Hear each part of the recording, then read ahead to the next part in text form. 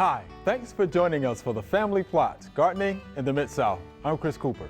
Shrubs are the backbone of a landscape. Today we're going to look at some reliable favorites. Also, fall brings a new set of problems to the herb and vegetable garden.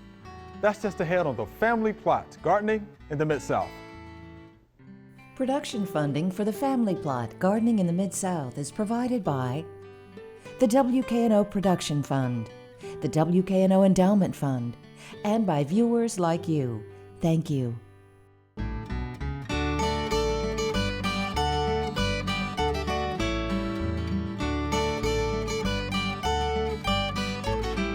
Welcome to the Family Plot. I'm Chris Cooper. Joining me today is Joellen Dimond. Joellen is the Director of Landscape at the University of Memphis, and Natalie Bumgarner will be joining me later. Good to see you, Joellen. Good to see you. We get to hear about your favorite shrubs. Yes. You're going to be excited, a few of them. Just a few of Just them. a few of Just them. a few. Yeah. All right. We're going to play a little bit of favorites today. Okay, well, let's play your favorites. Where you want to start? We're going to start with dwarf Yopon holly. I like it. It is an evergreen shrub, so it means it stays green all year long. Okay. Nice backbone plant. It's native to the United States. It is the one holly that's withstood all the cold temperatures that we had here. Yeah. Where a lot of the other hollies defoliated and some of them died, this one stayed green. It's compact. It will get, if you just let it go, it'll get up to 6 feet or so tall. But if you keep it pruned, you can keep it pruned small. Okay. Whatever you want, whatever size you want. It's got small leaves on it, very adaptable to the soils in the United States, and it can withstand some moisture.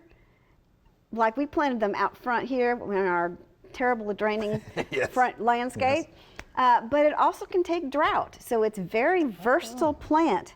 And it can be in full sun to shade. Just remember, in full sun, the leaves will be smaller and it'll be more compact. Good point. In the shade, it's going to be larger leaves and less compact. That's good. Okay. But it still is a very nice plant, and it likes zones 6 to 10. Okay. So Do they that's a large. produce berries? No. Okay, no berries. No, this particular one, now a different form of it, Okay. that's the tall tree, yes, they do, but these don't. All right, got it. Okay. Second one, hydrangeas. Ah, Love yeah, hydrangeas, but they are deciduous, which means they lose their leaves in the wintertime. The nursery industry is going crazy with hydrangeas. They have been producing lots of different varieties. They're getting smaller and shorter and bloom longer. And so there's just a myriad of azaleas, hydrangeas to think of out there. And believe me, there's more than just the arborescens and the paniculata, but those are the two main ones that the hybridizers are using to make all these new shrubs for us to choose from. Very nice. Yeah, I like them. And they do prefer well-drained soils and a little bit of loose soil, not compact soil. And depending on the species, they like full sun or shade. And I have both. I have some in shade and I have some in full sun. And they bloom and do well equally in both places. That is good. That's good. But you know what the major question is about hydrangeas? It's pruning. Pruning, yeah, I know. Right. And a lot of, that's what I'm saying. They're really doing something neat with these hybrids. It doesn't matter when you prune them. Oh, how about that? Yeah. But that makes it a lot easier. But during the growing season, the best thing I can say, the best time to prune anything is when it finishes blooming. Yeah. And because some of these bloom for so long, you're not going to be able to prune it until next spring. Gotcha. Okay. Wow, how about that? So yeah, I like it. there's a lot of new varieties out there. Okay. And I like to leave the blooms, the dead heads of the blooms in the winter, because that's nice winter interest too. It's just real pretty. But they are zones 3 to 9, so that's a large part of the country. Like I said, they're developing all these new ones. Very versatile. Yeah, it is. That's number 2. 3, Abelia. Yeah. All of the Abelia species. They are evergreen except in cold situations where they end up being deciduous. So part of the country they'll be evergreen and part of them they will be deciduous. Got it. They can be a large shrub, but again, they've done a lot of hybridizing and there's a lot of short shrubs out there to choose from, a whole bunch of them. They are soil adaptable again. They can take moist soil, they're well drained to start with, and then after they're established, they can take some drought. Wow. Because a lot of them you see in street medians. And exactly, Right. you know, that's a hot, dry place. right. Even if it has irrigation, it's still a hot, dry place for them to live. So they're very adaptable, and they usually have flowers all over them all summer long. So they bloom all season long. Once they start in the spring, they like full sun to light shade. Because now, in light shade, they will bloom less than they do in full sun, it. but they're still going to bloom. And they're in zones 5 to 9, and they've even developed one for zone 4 and possibly How about that? 3, which is called Sweet Emotion. Sweet. Nice Yes, name. I like nice that. name, good name Yeah, for that it. is a good name. But that's the abelia. Then there is 9-bark, Uh-huh. Physocarpus species. It is deciduous, so it loses its leaves. Okay. It is native. Okay. There are new varieties that are a little more compact because it can be a large shrub, and there's more compact varieties that they've developed that have beautiful colors all summer long, yellows and burgundies, and I have a burgundy one myself. Okay. It's really nice. They are adaptable to their soil conditions. They prefer nice, moist soil, but they will, once established, take some drought. The one I have has learned to live in drought because So I it's don't learned to always live in water it? it. Yeah. Oh, They boy. all bloom in the spring, but they're very tiny flowers. They're tiny flowers. And they're very delicate looking plant. I really like it. It likes full sun to part shade, and it is in zones 3 to 7. So that's Oh, another 3 to 7. large Yeah, that's- range. What the? So again, very adaptable. I like nice it plant. too. And it has the exfoliating bark a little bit. If it gets old If it enough, gets old will. enough, okay, yeah, gotcha. and the larger varieties, you'll Oh, see okay, that I've better seen in. them. Okay. But no, the smaller ones, They don't. mine has not developed that Okay. yet. Of course, Gotcha. mine is not more than 2 feet tall, so Oh, okay. It'll get there. it may or may not do that. And then number 5, ornamental grasses. I Now, know you love ornamental grasses. I That have do been know. in love with ornamental grasses since I discovered them in the 1980s. Wow, okay. And so they can be deciduous, they can be evergreen. It depends on which kind of grass you have. They come in all kinds of different sizes and colors, and they can fit into any landscape. They're just gorgeous. Wow.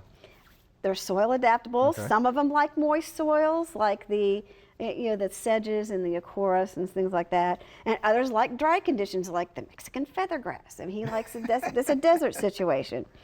They like sun to light shade, and grasses to me mimic water in the landscape. They the rustle in the movements, wind. They move. They're kind of a vase-shaped plant, and just bring something different to the landscape. And I just love all kinds of them. Wow. Now Wherever I I know can how put to it. excite Joellen. Ornamental Talk grasses. about ornamental grasses. Yes. and right. they like zones 3 to 10. That is a. So it's a large range, how about that? all over the place. Just really, really nice. Wow. Lastly, I'm going to talk about my 6th one, which is Fothergilla. I'm talking about him because he's not well known. Okay.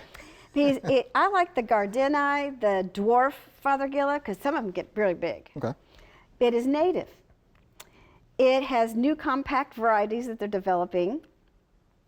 It's adaptable to soil conditions. Again, prefers loose, well-drained soil, but will take some with drought once it's established. Okay. It likes sun to part shade, and it's considered a 4-season plant because it has beautiful blooms in the spring, Okay. has beautiful foliage in the summertime.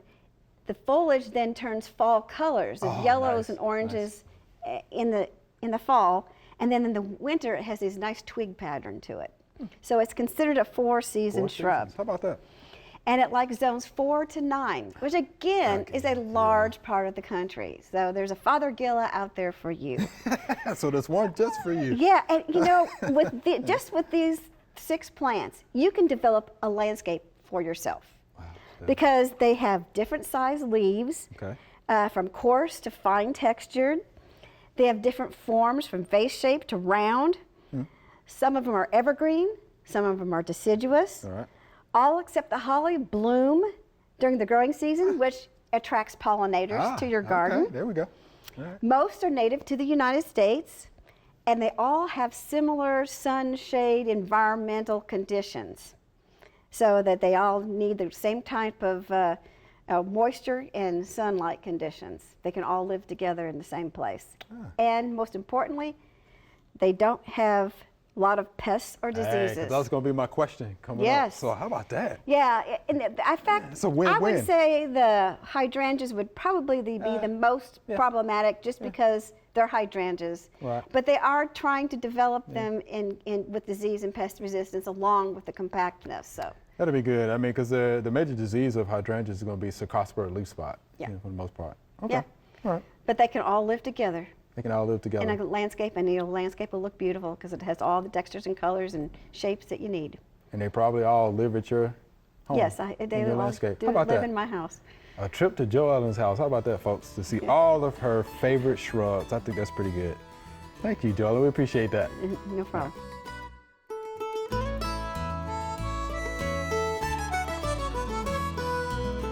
What we have here in this area is a pretty thick stand of chamber bitter. Chamber bitter is also known as little mimosa. It's a summer annual broadleaf weed. It actually reproduces by seed. And if you look on the back side of the leaves, you can actually see the little seeds. It also develops a pretty good taproot system, as you can see here. Look how fibrous that is. It is a very invasive weed, can be very difficult to control. So the best thing to do is, culturally, you have to make sure you have a thick stand of grass. If it's in your flower bed, how about using mulch? Because mulch is actually going to restrict light. So if you restrict light, then of course it will not grow. Now, if you want to use a chemical, you can use a pre-emerge. And a pre-emerge I would use would be one that contains isoxaben is one, or trifluorine is another one.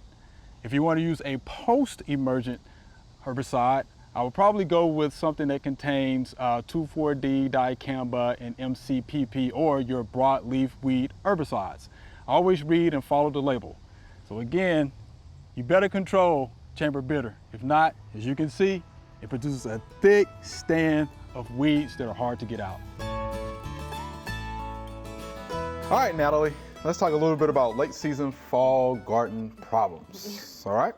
So what do you want to start off with? Well, we know we've been through the summer season, right? And we've dealt with some of the early blight and the common things that we see sometimes on our tomato plants and things like that. But I wanted to just talk about some things that maybe aren't as much on our radar. And basil downy mildew is one of the first ones. This actually is a disease that we've been dealing with for less than 10 years here in the United States. And it's something that can certainly take down our late summer to fall herbs pretty quickly.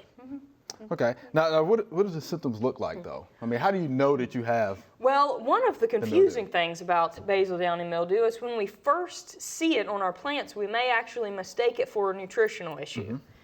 So, of course, we're typically going to be looking at the top of our plants and the top of the leaves, and where we'll see it first will be in a little bit of yellowing between the veins on the top of the leaves. We may look at that and think, oh, low iron or low nitrogen, right? We may think fertility. But what we'll want to make sure we do is flip over that leaf and look on the underneath side, because lots of times then we'll see that sporulation, you know, that sign of the fungal-like organism that causes this disease. And over time, it'll cause a lot worse damage on our basil leaves. Okay, so where does it come from? Well, it can be seed-borne, and it's challenging to control in basil. Some seeds are treated, but that can be a potential entry source. Lots of times it's airborne. And you know, it overwinters in very warm places, but as the season progresses, it moves further up. And so if your neighbor has downy mildew on their basil, it won't be very long before it gets to yours. Okay, so what are the most susceptible cultivars? Well, this is one of the challenging things about it, because we all like Genovese basil, some of the sweet basils for our pesto, and to eat with our tomatoes and mozzarella cheese, and those are actually some of the most susceptible cultivars. And so there are, if we use a red basil or a cinnamon, Thai, a lot of those types of cultivars are actually less susceptible than our sweet basil. Now, we're making some good progress. There are some sweet basils. Eleonora is one that has a little bit more resistance to basal downy mildew than some of our other older cultivars. Not bulletproof, not complete, but will stand up a little bit stronger to disease. So we can purposefully choose another cultivar. We can watch our plants closely. High humidity, of course. We want good air movement. Sure. And watch them closely. Okay.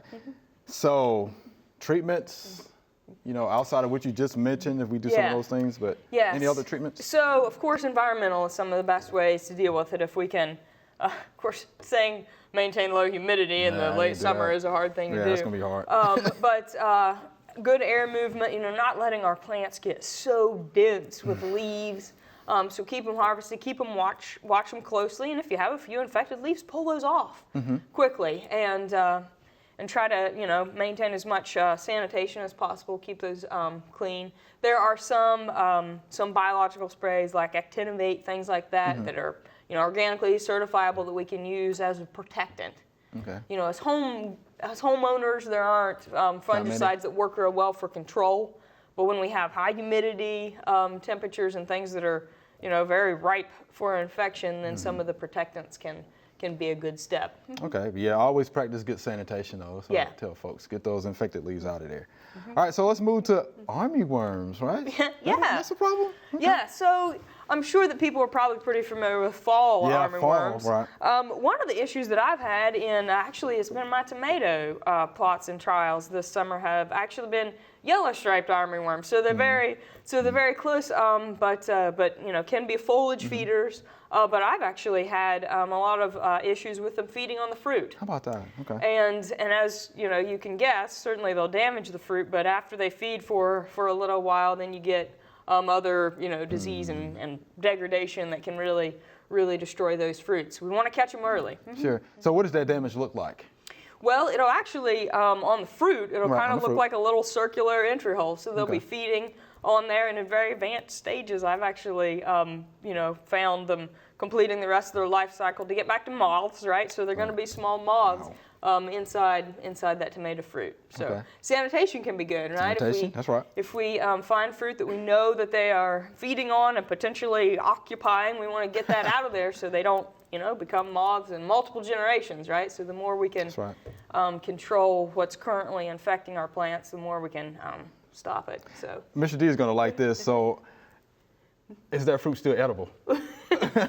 Well, if you catch it early, I guess, what do we say? There might be some extra protein. Yeah, that's usually what he said, right? Yeah. Extra protein. Yeah. Sometimes there'll be a little surface feeding that you can work around, but if they're very far tunneling in there, lots of times you'll get some decay in there. Okay. Yeah, so I've sprayed with BT products, right? So a 0-day pre-harvest interval, you can spray that. Easy to get a hold of. Thuricide, Dipel would be a couple of brand names. Some of the spinosad products, and certainly conventional insecticides, but they may have a longer window before you can eat. Okay, good deal. Now let's get to these squash bugs. This is a problem. We get the question all the time in office about squash bugs. Your experience. Well, and I think with squash bugs, lots of times we get to the latter part of the season. I've had them on my winter squash. Pumpkins tend to be the cucurbits that they like the best, and we have lots of large adult populations. And by the time we've gotten here, our chances for control are harder, right? It's much harder to control the adults. So what we really want to be doing is being aware, knowing what the eggs look like, looking on the underside of our leaves and being prepared for those infestations before they occur. Some people will put boards out in their garden, they like cover, and they can then squish them in the morning. So it's, that's a good way to start your day, right? Kill some squash bugs and head off to work. So early control, knowing what you have and treating those with, and much of this might be a regular insecticide spray, because by the time our vines start to die down, then there's not as much for them to feed on. They're much more likely to start feeding on our fruit, damaging them and reducing their storage life. So we want to watch out for the little ones before the adults get much harder to control. And I'll tell you what, those eggs look just like little bronze footballs. Yes. Yeah. And once you learn what you're looking Yeah. for, they're very characteristic. And in a small garden, you know, a raised bed or a container, just squish or pull the eggs off, and you can really reduce your populations in small gardens. I tell you, at our Victory Garden, the ladies out there, you know, Miss Stephanie, Miss Twilight, they actually, you know, wrap tape, you know, around their hand, and they, you know, of course, flip the leaf over, and they actually, that's how they get rid of the squash bug eggs, with the tape. And it actually adheres, it sticks Take to a the bunch of tape. them out that way. Yeah, and then just squish them. Yeah, take all of those, that whole mass with them. Yeah. Yeah. So it works for them pretty good. It's a lot safer than using 2 bricks for the adult. Yeah, teach your thumbs and Yeah. painful. Yeah, those things can be something else. Yep, get them young. Those adults are hard to control. All right, now we appreciate that good information. Thank you All right, much. thanks for having me. All right. So there's a lot of different ways I've heard about being able to tell if a watermelon is ripe or not when it's on the vine. I've heard about thumping it to see if it sounds hollow. I can't hear the difference. I've heard about smelling it to see if it smells sweet. They just smell like watermelon to me, so I don't know. But there's a couple ways that I have found that are very reliable to tell you if your watermelon is actually ripe. The first one is by the watermelon, just opposite of where the stem comes out, is a tendril. If the watermelon is not ripe, the tendril will be green. If the watermelon is ripe, the tendril will be brown. So that's the first way. That tells you that your watermelon might be ripe. The second way you can tell is flip the watermelon over and look at where it sat on the ground. This one has a white base, and so it's not quite ready. It's just white right here. If we look at this one right here, it's heavy. If I can flip it over, you'll notice it's starting to turn yellow or kind of a beige color. So that tells you that this watermelon, between the tendril and the light beige on the bottom, tells you this is ready to pick. So I'm gonna take this watermelon inside and see how it tastes. Joellen, this is our Q&A segment. You ready? I'm ready. These are some great questions. Yes, they are. Here's our first viewer email. Can you explain why there's a new leaf growing out of an existing leaf of my mother-in-law's tongue houseplant? And this is Edwina from Memphis, Tennessee. So we appreciate the picture. I love the picture. How about that though? Yeah. So what are you thinking? Can you explain that? Yeah, you know, Sansevieria, when something happens to it, it's very easy to start another plant. Yeah. And with the tape there, I'm kind of looking at it going, did the branch kind of get a torn or something there? That's what I wondered. And what it is when the nutrients are coming up and they can't go clear to the end of the leaf, so they said, oh, well, we'll just start plant a new plant here. And so it's just a new plant. It's a way that the Sansevieria propagates itself. Right. And you can actually take that little part. I would cut around the leaf where that it's attached to. I wouldn't pull it off the leaf. I would cut the leaf that it's attached to, and you put it down in moist soil, and it will continue to root and be another plant. Yeah. Yeah, so you have another I love plant. that. Yeah, it's making another plant because that's how they propagate each other. Right, because they do grow by rhizomes. Right, yeah. So I was thinking it was coming up, right, and then there's a tear there, right? There's a tear Yeah, there. so it's been compromised. So it's like, oh, I can grow. I can grow through there. Yeah, it's kind of force your way through there, and every there you have it. Yeah. So yeah, you could either leave it or transplant it. That's right. How about that? So yeah, we appreciate that. I thought that was pretty cool. So I hope that answers your question for you. Yeah, enjoy that. Yeah, enjoy. I think that's fun. I love seeing that. I think that's pretty cool. All right, here's our next viewer email. When growing tulips in heavy soil, should I dig them up each spring, dry them, and then replant in the fall? And this is Mickey from Chicago, Illinois. What do you think about that? Oh, yes, he can do that. The tulips, used to be very perennial, but with all the hybridizing, sometimes they have a little bit of trouble being fully perennial. Okay. And they do like loose soil. So he is correct in thinking that, it would be a good idea to dig them up. Dig them up. I prefer to let them get yellow foliage so that there's no chlorophyll left in it. So all the chlorophyll and food has gone down into the bulb before I dig it up in the spring. Right. Because it doesn't take long, after they happen. finish blooming for that to happen. Okay. And then I would dig them up and I put them in a cool, dry place, store them for the summer until fall when it's time to plant them back in the ground.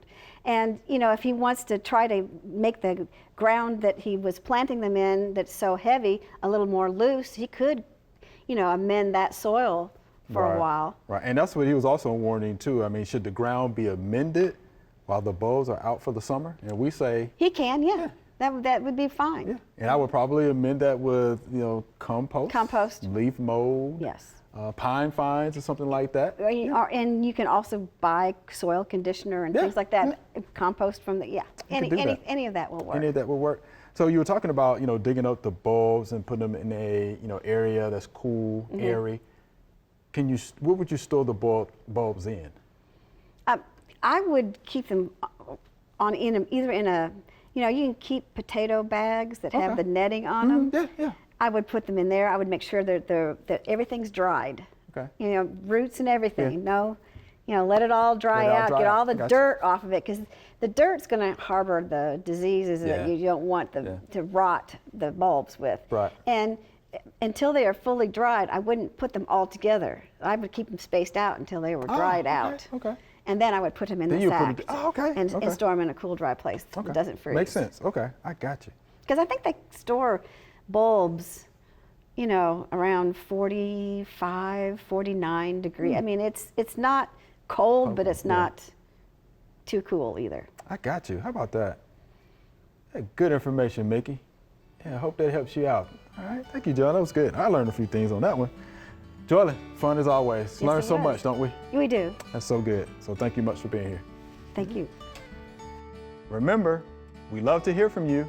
Send us an email or letter. The email address is questions@familyplotgarden.com.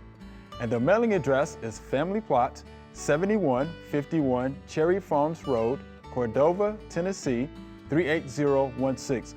Or you can go online to familyplotgarden.com. That's all we have time for today. Thanks for watching. If you want to learn more about anything we talked about in today's show, visit familyplotgarden.com. Be sure to join us next week for the Family Plot Gardening in the Mid-South. Be safe.